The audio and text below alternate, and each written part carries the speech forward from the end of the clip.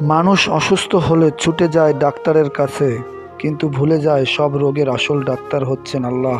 তুমি যখন অসুস্থ হয়ে পড়ো, তখন প্রথমে ওষুধ খাও, ডাক্তারের কাছে যাও, পরীক্ষা নিরীক্ষা করো। ঠিকই করছো, কারণ ইসলাম আমাদের চিকিৎসা করতে নিষেধ করে না।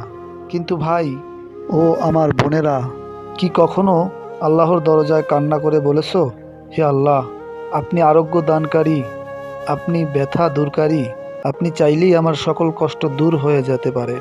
রাসূল সাল্লাল্লাহু আলাইহি ওয়াসাল্লাম বলেছেন, আল্লাহ সেই ব্যাধি ও পাঠান, আবার তার চিকিৎসাও দেন। তিরমিজি। কখনো কখনো আল্লাহ আমাদেরকে ব্যথা দিয়ে পরীক্ষা করেন, আমাদের গুনাহ দূর করেন, এটাই তার রহমত। তাই চিকিৎসা নাও, কিন্তু সেই সাথে আল্লাহর কাছে সুস্থতার জন্য দোয়া করো, তওবা করো। আল্লাহর নাম আশ-শাফি, তিনি সকল ব্যাধির চিকিৎসক। হে আল্লাহ, আমাদের এমন আরোগ্য দিন যাতে কোনো ব্যাধি না থাকে। আল্লাহ আমাদের সকলকে সুস্থতা দান করুন, আমিন। ভিডিওটা ভালো লাগলে অবশ্যই লাইক, শেয়ার, সাবস্ক্রাইব করবেন প্লিজ।